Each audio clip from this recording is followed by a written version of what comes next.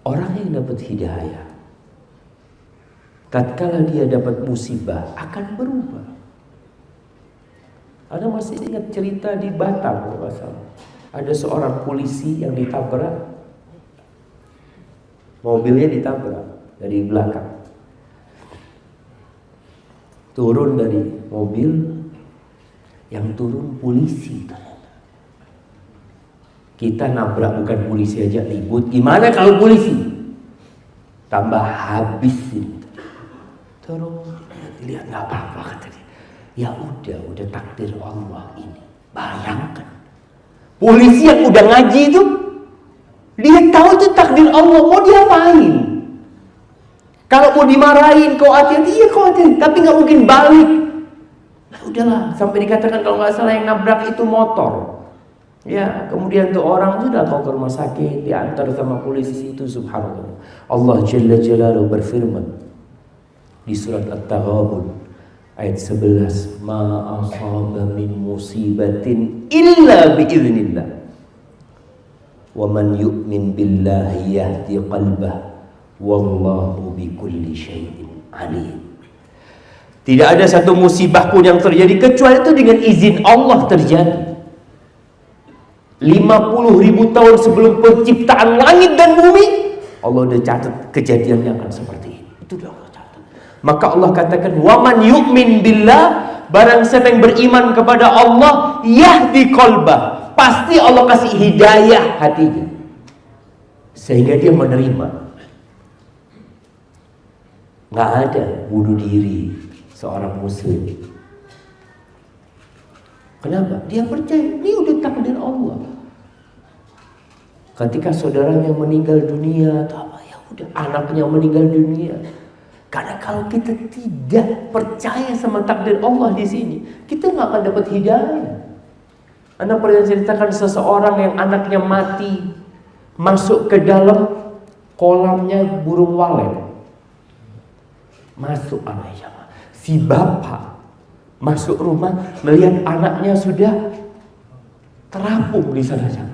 Diangkat tuh anaknya, dia mengatakan ya Allah, lalu selesai, ya Allah, andai kata aku nggak punya sarang burung walet, andai kata aku nggak punya kolam, andai kata sampai gila tuh orang mati dalam kondisi gila.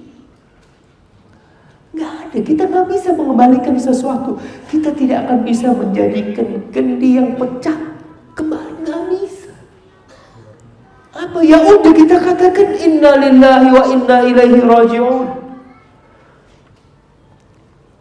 Ma'asyarul ikhwah rahimakumullah, seorang yang mendapatkan hidayah, ada banyak yang harus dia korbankan, ada banyak kesenangan yang harus dia tinggalkan, karena dia tahu kita ini diciptakan ini sebagai hamba, kita ini budak. Makanya antum lihat doa yang paling ampuh untuk menghilangkan kesedihan dalam hati yang diajarkan oleh Rasulullah SAW. Kita mengatakan Allahumma anta rabbi wa ana abduka ibnu abdika ibnu amatika nasiyati biyadika madin fiya hukmuka adlun fiya qada'uk. Kita katakan ya Allah, aku hambamu, Robku, aku hambamu, bapakku juga hambamu, ibuku juga hambamu. Kita ini secara silsilah nasab semuanya hamba. Nggak ada yang bisa kita sombongkan, ya Ma. Kita pun hanya bisa mengikuti takdir Allah. Maka tatkala kita dapat hidayah, kemudian kita meninggalkan, ada yang meninggalkan riba dia, meninggalkan pekerjaan dia, meninggalkan banyak kenikmatan yang dahulu dia dapatkan, itu diuji seorang hamba untuk dilihat benar enggak hidayahmu ini benar, atau kok hanya pura-pura ke masjid, hanya pura-pura baik. Allah mengatakan ahasiban nasu an yutraku Apakah manusia mengira mereka akan ditinggalkan? Ayyaqulu amanna wa hum la yuftanun. Setelah mereka mengatakan kami beriman, lalu mereka tidak diuji. Kata Allah, walaqad fatanna alladziina min qablihim fala ya'lamanna Allahu alladziina shadaqu wa la ya'lamanna al-kadzibin.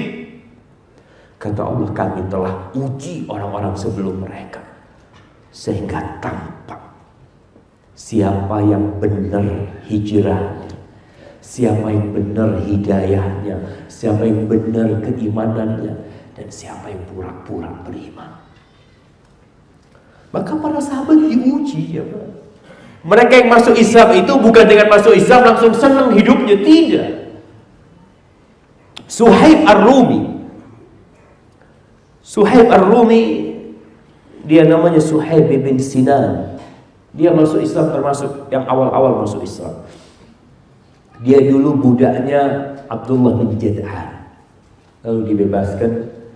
Dia masuk Mekah dalam kondisi miskin, ya. Suatu hari dia datang ke rumahnya Al-Arqam ibn Abil Arqam. Di situ di pintu itu ketemu sama Ammar bin Yasir. Ente ngapain di sini, kata dia? Aku ingin jumpai Muhammad sallallahu alaihi wasallam. Terus ya kepingin dengar dari dia. Ini salah satu pintu hidayah tuh, kita dengar. Kalau kita nggak mau dengar, susah siapa? Gimana kita mau dapat hidayah? Makanya ketika Mus'ab bin Umair diutus ke Madinah, datang tuh pemimpin kabilah Ansar. Salah satunya Usaid bin Khudair. Ini Mus'ab bin Umair datang Usaid bin Khudair. Dia mengatakan dengan tombaknya, ente nih, kata dia, jangan menjelek-jelekkan Tuhan kami.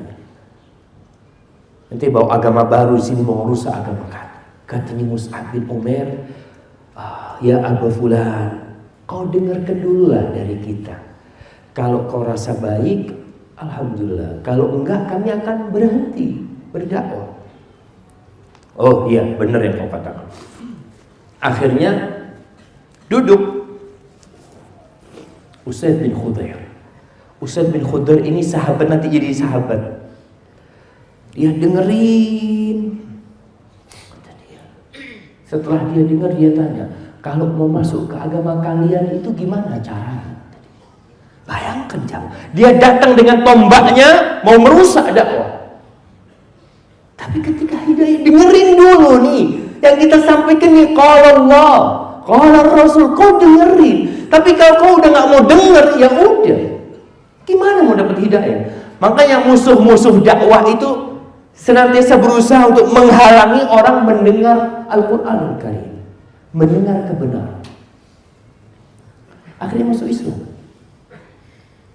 Ketika masuk Islam, Usaid bin Khudair mengatakan, nih, aku akan bawa engkau ke tokohnya orang-orang Ansar. Kalau dia masuk Islam, satu kampung masuk Islam. Kata dia, benar, iya, berangkat. Siapa yang datang? Sa'ad bin Mu'adz. Ingat sahabat Nabi Usaid bin Khudair ini pernah dia baca Al-Quran, malaikat dari langit turun jamaah dengerin bacaan Usaid bin Khudair, seperti cahaya-cahaya yang bergantung.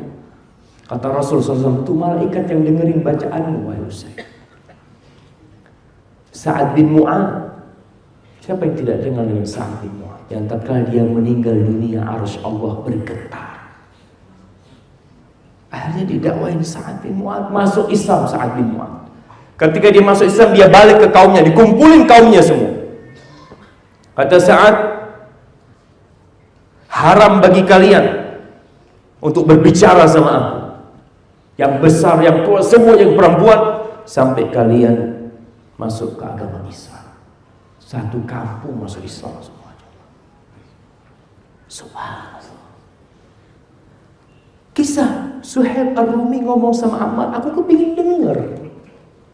Kata dia, ya udah, sama aku juga kepingin dengar. Akhirnya mereka masuk.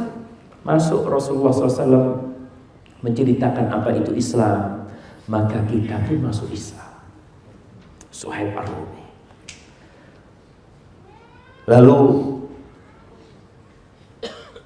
tatkala hijrah, ini dua orang masuk Islam disembunyikan keislaman karena mereka orang-orang bukan orang-orang terpandang kan. Akhirnya sampai waktu hijrah. Hijrahlah Suhaib ke kota Madinah. Di tengah jalan dihadap oleh orang-orang kafir Quraisy. Suhaib mengatakan, "Ya ma'syar Quraisy, wahai orang-orang Quraisy, laqad alimtum anni min armakum rajul." Kalian tahu aku orang yang paling tepat sasaran kalau memanah. Wa imullah la tasiluna ilayya hatta armi bi kulli sahmin ma'i fi kinanati thumma adribakum bi sayfi wa la yabqa fi yadi minhu shay' fa aqdimu in syi'tu. Kata Suhaib, kalian tidak akan bisa sampai ke aku sampai anak panahku ini mengenai semua dari kalian. Setelah habis aku akan pakai pedangku mati-matian gitu. Atau kata Suhaib, kalau ente mau, ana kasih tahu uang ana di mana, harta ana di mana. Karena orang-orang kafir mengatakan, Suhaib, kau itu masuk ke kota Mekah miskin, masa kau mau keluar Mekah bawa harta? Maka akhirnya mereka mau negosiasi. Mereka nerima, oke, di mana harta? Dikasih tahu oleh Suhaib, hartaku di tempat ini, di tempat ini, di rumahku dibawa, berangkat, digali ada hartanya, berangkat Suhaib. Dengar Rasulullah SAW perdagangan Suhaib sama orang musyrik. Suhaib memberikan harta, tapi dia bawa Islam. Kata dia bisa hijrah. Semua harta yang ditinggal sama Suhaib. Rasulullah SAW mengatakan Rabihal Bay. Datang nih Suhaib, jumpain Rasulullah SAW. Nabi mengatakan kepada Suhaib, Rabihal Bay Aba Yahya, Rabihal Bay Aba Yahya. Perdagangan yang menguntungkan, wahai Abu Yahya. Perdagangan yang menguntungkan. Faqala ya Rasulullah, ma sabaqani ilaika ahad wa ma akhbaraka illa Jibril. Wahai Rasulullah, siapa yang ngasih tahu engkau? Nggak ada orang yang tahu ini kecuali aku.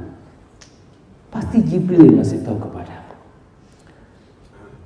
Maka turun firman Allah di surat Al-Baqarah ayat 207. Wa minan nasi man yashri nafsahu ibtigha'a mardatillah wallahu raufum bil ibad. Ada di antara hamba-hamba Allah yang membeli dirinya, dia beli jiwanya dengan hartanya dengan mengharapkan ridha Allah Subhanahu wa taala. Kita lihat ada yang harus dikorbankan.